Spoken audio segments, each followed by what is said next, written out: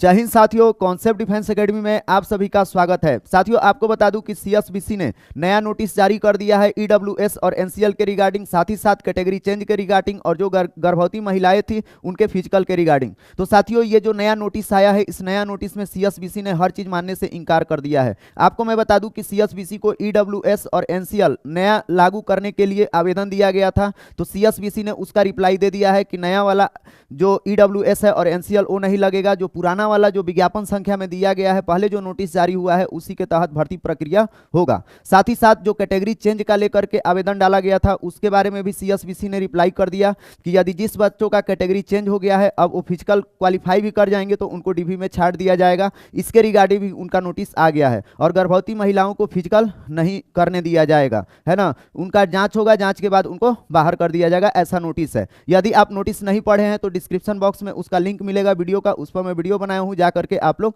देख लीजिएगा, सारा चीज समझ में आ जाएगा। साथियों, सबसे बड़ी बात है यहाँ पे जो ईडब्ल्यूएस है और एनसीएल है, इसका मुद्दा बहुत ही बड़ा है। ऐसे ईडब्ल्यूएस और एनसीएल के में आप देखेंगे कि बहुत सारे बच्चे आ रहे हैं।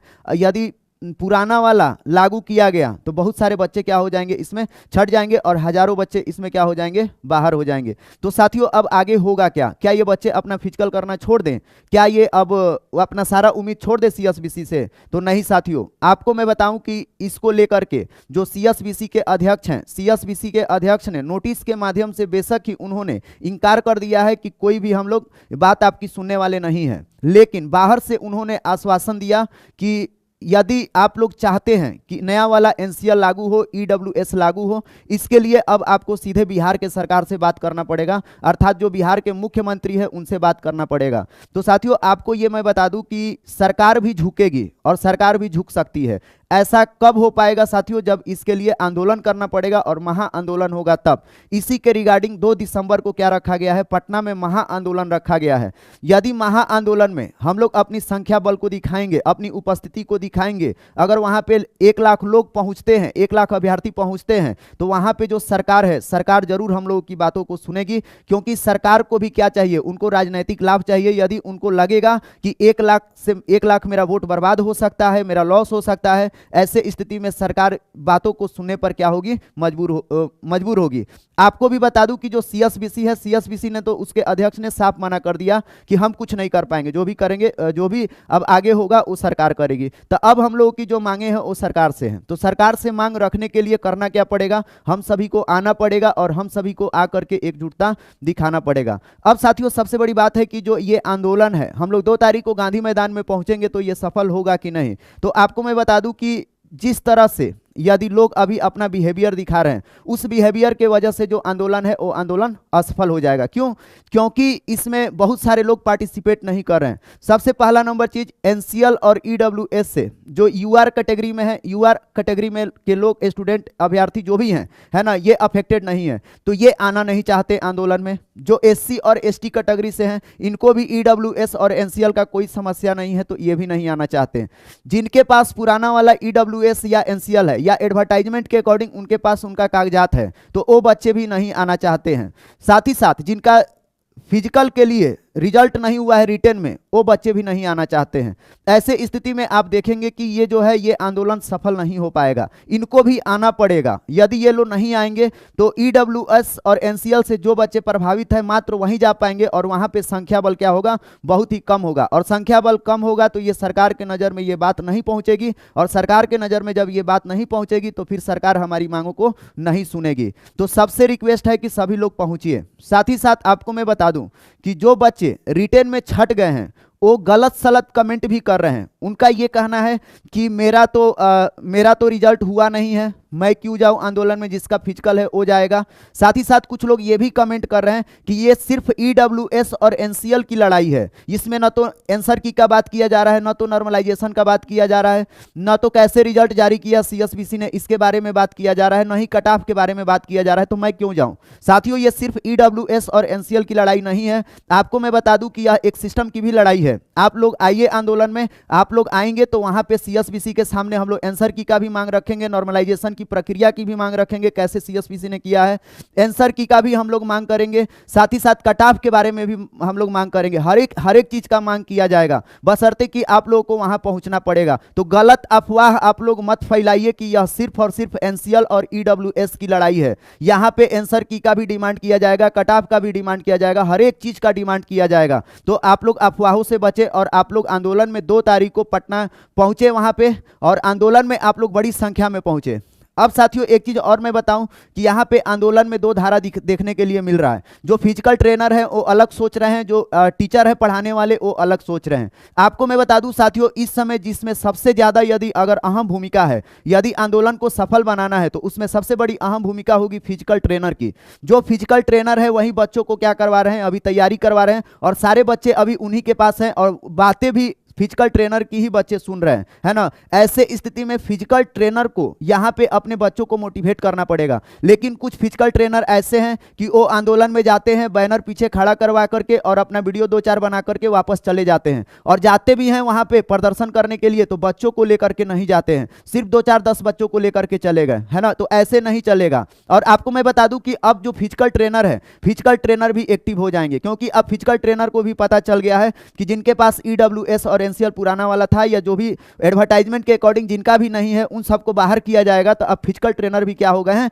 एक्टिव हो गए हैं। तो यही चीज यदि फिजिकल ट्रेनर यदि पहले किए होते तो वहां पे संख्या बल और भी क्या होता, ज्यादा दिखता। और एक चीज मैं बताऊं कि जितने फिजिकल ट्रेनर है, फिजिकल ट्रेनर अपने बच्चों को, बहुत ऐसे फिजिकल ट्रेनर है जो बच्चों को ये मोटिवेट कर रहे हैं कि तुम लोग वहां मत जाओ, बहुत सारा बड़े पैमाने पर वैकेंसी है ना, इसमें तुम लोग का रिजल्ट हो जाएगा, फालतू का आंदोलन में मत जाओ, लाठीचार्ज होगा, दिस दैट केस में फंस जाओगे, बहुत सारा चीज। साथियों ऐसे में आपको घबराना नहीं है, ये कांस्टेबल का नौकरी है, याद रखिए। और आप एक बार रिटेन निकाल ली है तो अगली बार भी रिटेन निकाल लेंगे, तो उसके लिए आपको घबराना नहीं है। आपके अंदर काबिलियत है तभी तो आपने रिटेन निकाला है। ऐसे स्थिति में साथियों फिजिकल ट्रेनर की बातों को नहीं सुनना है, वो बोल रहा है कि नहीं जाना है तो आपको उसकी बातों को नहीं सुनना है और आपको आना है आंदोलन में, है ना। उनकी बातों को मत सुनिए। यदि मान लीजिए आपका रिजल्ट नहीं हुआ तो फिर आप लोग आएंगे, जो टीचर पढ़ा रहे हैं फिर उन्हीं के पास आप लोग पढ़ने आएंगे पढ़ने के लिए। आपको मैं बता दूं कि जो पढ़ाने वाले टीचर थे उनकी तो भूमिका ऐसे देखेंगे तो आप खत्म ही हो गई, क्योंकि उनका काम था पढ़ाना, पढ़ा करके आपका रिजल्ट कराना, रिजल्ट करा करके वो आपको ग्राउंड में भेज दिए। अब ग्राउंड में काम है फिजिकल ट्रेनर का, वो आपका काम करेगा।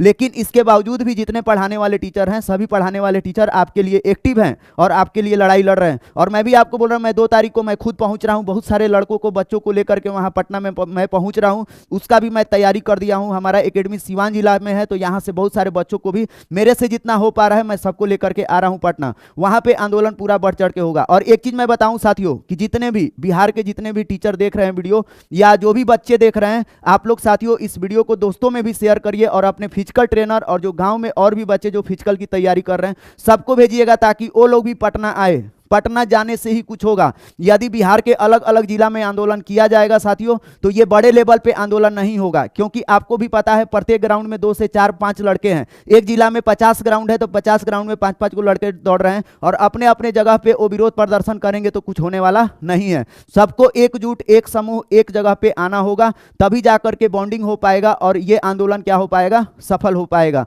बिना आपके आने की, बिना आपके ये आंदोलन सफल नहीं होने वाला है ना। तो एक चीज और मैं बताऊं साथियों कि जो बच्चे एससी और एसटी कैटेगरी से आते हैं साथियों, आप लोग भी आइए। जो बच्चे यूआर कैटेगरी से आते हैं वो भी आइए। जिनका रिटेन में रिजल्ट नहीं हुआ है वो भी आइए। जिनका फिजिकल के लिए, जिनका कॉलिंग आ गया है, जिनका फिजिकल है और जिनका एनसीएल और ईडब्ल्यूएस का समस्या नहीं है वो भी आइए, है ना। साथ ही साथ जो गर्ल्स हैं, गर्ल्स आप लोग भी अपना भागीदारिता दिखाइए। और हो सके तो साथियों जितने भी मतलब आपके साथ और दोस्त यार हैं या गार्जियन है, गार्जियन स्वरूप भी, उनको भी लेकर के आइए। ये लड़ाई लड़नी है और आपके पास अब मौका नहीं है। आपको मैं बताऊं आज कितना तारीख है साथियों, आज 29 तारीख हो गया।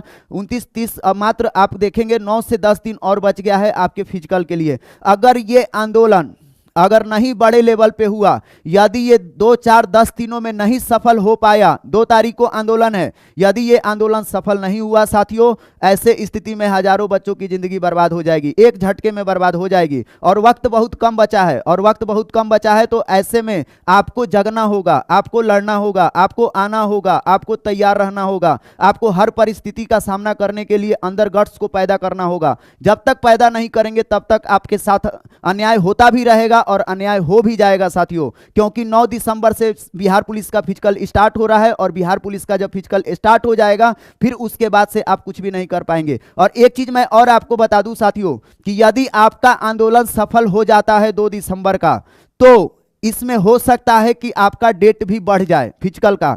क्यों? क्योंकि यदि ऐसा हो जाता है कि एनसीएल नया वाला लागू किया जाएगा तो बहुत सारे बच्चे क्या करेंगे, नया वाला एनसीएल बनवाएंगे, उसके लिए कुछ टाइम भी अब मिलेगा आपको। तो ऐसे स्थिति में आपको भी पता है कि फिजिकल और डीवी एक साथ है, तो ऐसे स्थिति में फिजिकल का डेट हो सकता है थोड़ा सा बढ़ा दिया जाए। और एक चीज और मैं बताऊं, सीएसबीसी बहुत बड़ा अन्याय किया है। क्या अन्याय किया है? ऐसा होता है क्या कि रिजल्ट आया 15 तारीख को, फिर से आप देखेंगे 21 तारीख को नोटिस आ जा रहा है कि आपका 9 दिसंबर से फिजिकल है। ऐसे होता है क्या? फिजिकल के लिए थोड़ा सा टाइम भी मिलना चाहिए। उन बच्चों का क्या जिनका फिजिकल तैयार नहीं है, कुछ बच्चों का फिजिकल दिसंबर में, कुछ बच्चों का फिजिकल फरवरी मार्च में। तो जिसका फरवरी मार्च में है वो निश्चित ही बेटर करेगा, और जिसका दिसंबर में फिजिकल है वो क्या बेटर करेगा? वो कुछ भी बेटर नहीं करेगा। और देखिएगा बिहार में जो सिपाही भर के जाएंगे, वो सिपाही उनमें जो काबिलियत होगा या जो उनका स्टैंडर्ड होगा उसमें बहुत ही बड़ा गैप देखने के लिए मिलेगा। क्योंकि जो जिसका मार्च फरवरी में उनका फिजिकल है, उनका जो स्टैंडर्ड होगा बहुत ही हाई होगा, वो रनिंग में भी अच्छे होंगे,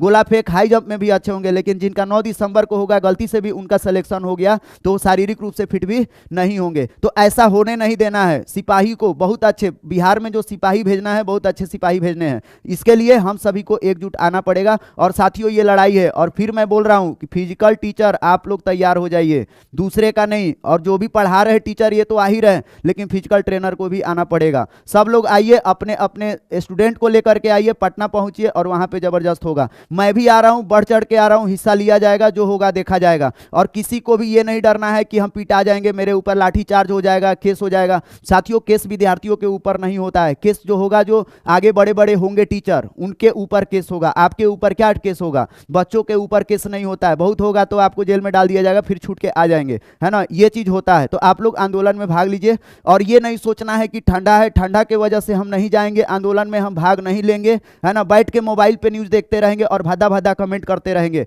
ऐसा आपको नहीं करना है। और आपको मैं बता दूं, जिसको आना है आंदोलन में आना, लेकिन तुम बाहर से बैठ के गलत सलत कमेंट मत करना, है ना, कि आंदोलन सफल नहीं होगा, हम क्यों जाए, ये फालतू का आंदोलन कर रहे हैं, इन लोगों से कुछ होगा नहीं, सीएसबीसी अपने जगह पे सही है। ऐसा तुम डिमोटिवेट मत करो, ऐसा डिमोटिवेट करने का तुमको हक नहीं है। आना है आंदोलन में आओ, नहीं आना है गलत कमेंट मत करो। साथ देना हो दो, नहीं देना है लेकिन तुम नहीं देना है मत दो, लेकिन कुछ गलत सलत कमेंट मत करो, है ना। तो साथियों इस वीडियो को दोस्तों में ज्यादा से ज्यादा शेयर कीजिएगा, और ये आवाज हम लोगों को मुख्यमंत्री तक पहुंचाना है। अब हम लोग की जो बात जो भी सुनेगा, जो भी हम लोग का माँ बाप है या जो भी मेरा भगवान है, वो भगवान मेरा बिहार का सीएम नीतीश कुमार है, और सीएम नीतीश कुमार ही हमारी बातों को सुनेंगे, बाकी अब कोई नहीं सुनने वाला है। तो सीएसबीसी के बाद जो हम लोग की आवाज पहुंचाना है नीतीश कुमार के पास, तो यह आवाज नीतीश कुमार के पास तभी पहुंच पाएगा कि जब हम लोग एकजुट होकर के भारी से भारी संख्या में पटना में पहुंचकर अपने संख्या बल को दिखा सके, और नीतीश कुमार को एहसास दिला सके कि देखो हम लोग बिहार के सिपाही हैं,